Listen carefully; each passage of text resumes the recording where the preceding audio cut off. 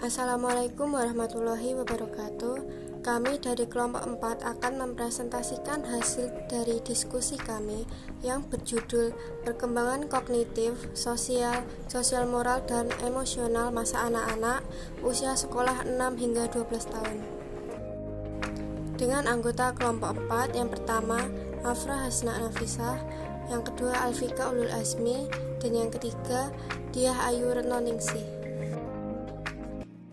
Yang pertama kita akan membahas tentang perkembangan kognitif.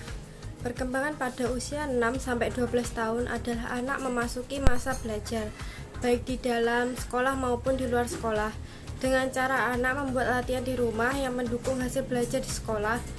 Pada masa ini, anak masih perlu atau butuh pujian atau penghargaan dalam mendapatkan dan mengembangkan prestasinya.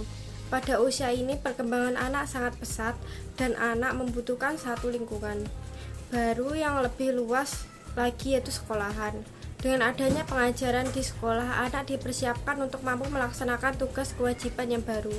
Dengan ini, masa sekolah rendah disebut pula sebagai periode intelektual. Yang pertama ada pengamatan anak. Pengamatan anak selama periode sekolah rendah berlangsung sebagai berikut. 1. Dimulai dari pengamatan kompleks totalitas menuju pada bagian-bagian. Yang kedua, berangkat dari sikap pasif menerima menuju pada sikap penghamaan, aktif mendekati dan mencoba mengerti. Yang ketiga, dari dunia fantasi menuju dunia realitas. Pada masa ini, anak mulai memandang semua peristiwa dengan objek. Semua kejadian peristiwa yang terjadi ingin diselidiki dengan tekun dan penuh minat. Pada usia ini, anak mempunyai kecenderungan untuk mengumpulkan macam-macam benda seperti perangko, cincin, batu-batuan, dan lain-lain. Yang kedua ada pikiran, ingatan, dan fantasi anak. Pikiran anak pada usia sekolah dasar ini berkembang secara berangsur-angsur dan secara tenang. Minat anak pada usia ini mulai muncul dan minatnya lebih tercurah pada segala sesuatu yang dinamis, bergerak, dan banyak tertuju pada macam-macam aktivitas. Ingatan pada usia ini mencapai intensitas yang besar dan yang paling kuat. Daya menghafal dan memoritas adalah paling kuat dan anak mampu membuat jumlah materi ingatan paling banyak. Kehidupan fantasi anak mengalami perubahan. Pada usia 8-9 tahun, anak menyukai sekali cerita-cerita seperti Timun Mas, Malin Kundang. Seiring berjalannya usia, unsur kritis mulai muncul dan anak mulai mengoreksi peristiwa yang terjadi. Namun unsur fantasi masih tetap ada dalam dirinya. Selanjutnya, kehidupan perasaan anak, rasa takut dan cemas. Pada usia ini, kehidupan perasaan anak cepat merasa puas, sifatnya optimis dan kurang dirisaukan oleh rasa-rasa penyesalan. Mereka kurang memahami rasa kepedihan, kesengsaraan, dan kegembiraan yang dirasakan oleh orang lain. Namun, kalau mereka merasakan, maka rasa tersebut tidak ditampakkannya. Mereka merasa takut dan malu memaparkan perasaannya. Rasa takut dan cemas yang terjadi pada usia ini bukanlah gejala abnormal, sebab anak secara instiktif memang merasa takut pada hal-hal yang belum dikenalinya. Yang terakhir ada kehidupan volutif, konatif, kemampuan anak. Menurut teori Piaget, pemikiran anak pada masa ini disebut juga pemikiran operasional konkret, artinya aktivitas mental yang difokuskan pada objek-objek peristiwa nyata atau konkret dalam upaya memahami alam sekitar. Mereka tidak lagi terlalu mengandalkan informasi yang bersumber dari panca indera, karena anak mempunyai kemampuan untuk membedakan apa yang tampak oleh mata dengan kenyataan sesungguhnya atau logikanya. Yang selanjutnya ada perkembangan sosial.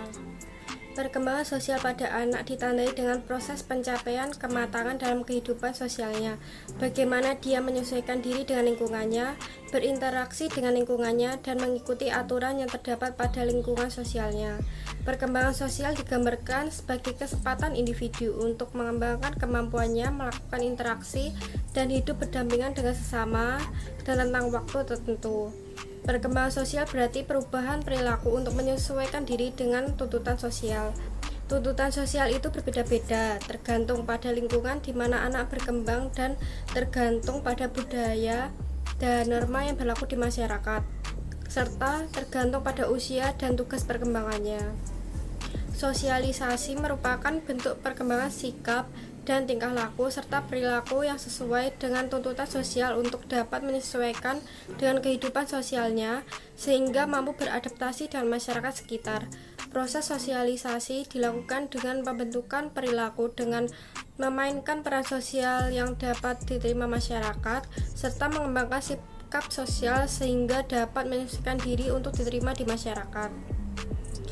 Perkembangan sosial pada anak-anak SD ditunjukkan adanya perubahan dalam bentuk tingkah laku dan perluasaan hubungan dengan teman sebaya. Selain dengan keluarga, anak juga mulai menjalin hubungan dengan teman sebaya atau pergrup atau teman sekelas, sehingga ruang gerak hubungan sosialnya telah bertambah luas. Anak akan memunculkan perilaku dan sikap berdasarkan hasil pemikirannya. Anak juga mampu menyembunyikan dan merahasiakan apa yang dipikirkannya dan tidak menyatakan dalam bentuk tindakan. Perkembangan sosial anak akan berpengaruh terhadap bagaimana anak berinteraksi dengan lingkungan anak dan apa yang bisa dia peroleh dari interaksi tersebut. Jika anak berinteraksi dengan lingkungan yang negatif, maka perilaku anak akan bisa menjadi hal negatif pula, terutama pada anak usia sekolah dasar yang perkembangannya sosial berkembang dengan pesat, sehingga perlu adanya perhatian dan pengawasan yang dilakukan orang tua dan guru agar anak tidak terpengaruh pada kehidupan sosial yang negatif. Dalam perkembangan sosial mencakup perkembangan sosial, moral, dan emosional. Selanjutnya akan dijelaskan oleh rekan saya. Selanjutnya, perkembangan sosial moral. Istilah moral berasal dari kata Latin mos, moris, yang berarti adat istiadat, kebiasaan, peraturan atau nilai-nilai atau tata cara kehidupan. Sedangkan moralitas merupakan kemauan untuk menerima dan melakukan peraturan, nilai-nilai atau prinsip moral. Nilai-nilai moral itu seperti yang pertama, seruan untuk berbuat baik pada orang lain, memberi ketertiban dan keamanan, memelihara kebersihan dan memelihara hal orang lain. Yang kedua, larangan mencuri, berzina, membunuh, meminum minuman keras, dan berjudi. Sedangkan seseorang dapat dikatakan bermoral apabila tingkah laku orang yang tersebut sesuai dengan nilai moral yang dijunjung tinggi oleh kelompok sosialnya. Anak mulai mengenal konsep moral pertama kali dari lingkungan keluarga. Pada mulanya mungkin anak tidak mengerti konsep moral itu seperti apa, tapi lambat laut anak akan memahaminya. Usaha menanamkan konsep moral sejak usia dini merupakan hal yang seharusnya, karena informasi yang diterima anak mengenai benar, salah, atau baik buruk menjadi pedoman pada tingkah lakunya di kemudian hari. Perkembangan moral seorang anak banyak dipengaruhi oleh lingkungannya. Anak memperoleh nilai-nilai moral dari lingkungan, terutama dari orang tuanya. Dia belajar untuk mengenal nilai-nilai dan perilaku sesuai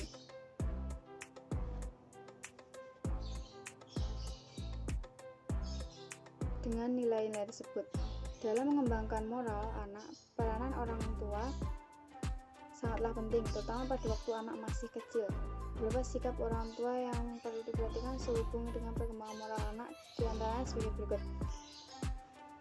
Pada usia sekolah dasar, anak sudah dapat mengikuti pertautan atau tuntunan dari suatu lingkungan orang tua dan sosialnya. Pada akhir usia ini, anak sudah dapat memahami alasan yang mendasari suatu peraturan. Di samping itu, anak sudah dapat mengasosiasikan setiap bentuk perilaku dengan konsep benar atau salah. Misalnya, dia memandang atau menilai bahwa perbuatan nakal, berdusta, dan tidak hormat kepada orang tua merupakan sesuatu yang salah atau buruk, sedangkan perbuatan jujur, adil, dan sikap hormat kepada orang tua dan guru merupakan sesuatu yang benar atau baik. Selanjutnya, perkembangan emosional. Emosi adalah suatu reaksi kompleks yang mengait suatu tingkat tinggi kegiatan dan perubahan-perubahan secara mendalam, serta dibarengi perasaan yang kuat yang disertai keadaan efektivitas.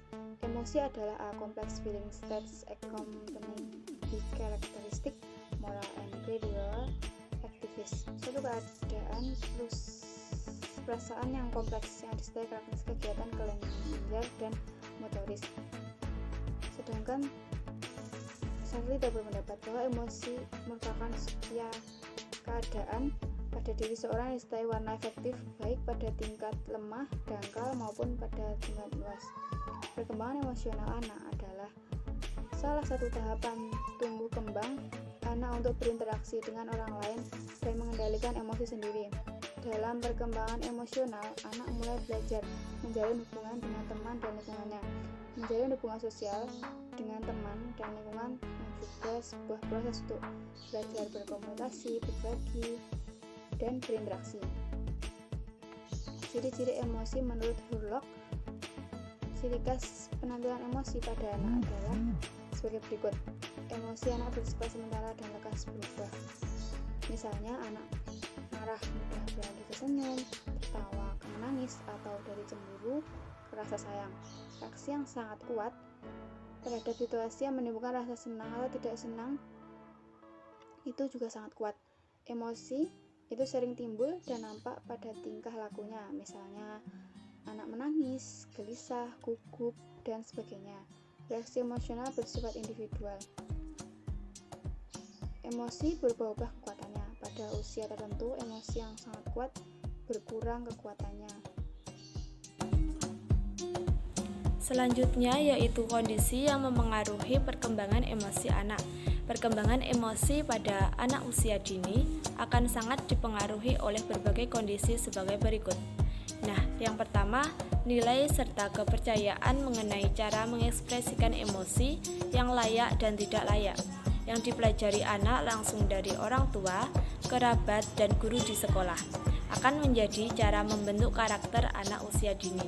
Kemudian yang kedua, temperamen dari si anak itu sendiri, yang terkadang dapat menjadi penyebab kenakalan anak.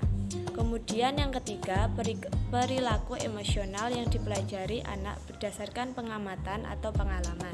Contohnya, cara mengubah diri menjadi lebih baik. Kemudian yang keempat, anggota keluarga lain yang menunjukkan caranya menangani stres dapat mempengaruhi tahap perkembangan kepribadian. Kemudian yang kelima, kondisi kesehatan anak yang bagus akan mendorong tumbuhnya emosi yang menyenangkan. Sementara kesehatan yang kurang baik akan menyebabkan emosi negatif menjadi dominan. Kemudian yang terakhir yaitu lingkungan rumah yang banyak berisi emosi positif juga akan memperkuat emosi yang baik dan sebaliknya. Hal ini merupakan pola asuh anak usia dini yang tepat. Kemudian pentingnya perkembangan emosi anak usia dini. Seperti telah disebutkan sebelumnya, melatih dan memperhatikan perkembangan emosi berguna untuk mengontrol emosi anak. Jika tahap perkembangan emosi anak tersebut mendapat perhatian penuh, maka dampak yang akan timbul tentunya positif. Tetapi sebaliknya, jika anak tidak dapat mengontrol emosinya, maka ia akan mendapatkan dampak negatifnya. Pada umumnya, anak kecil terutama anak usia dini memang memiliki kecenderungan lebih emosional daripada orang dewasa. Karena apa? Karena masih memiliki sedikit kemampuan untuk mengendalikan dorongan hatinya. Anak usia dini juga mudah putus asa, dikarenakan belum dapat mengungkapkan dirinya secara emosional.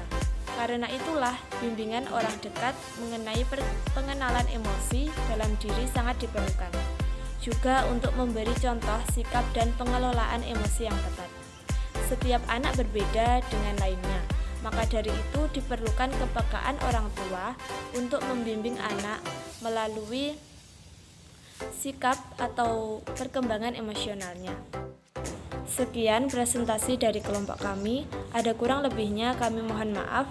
Wassalamualaikum warahmatullahi wabarakatuh.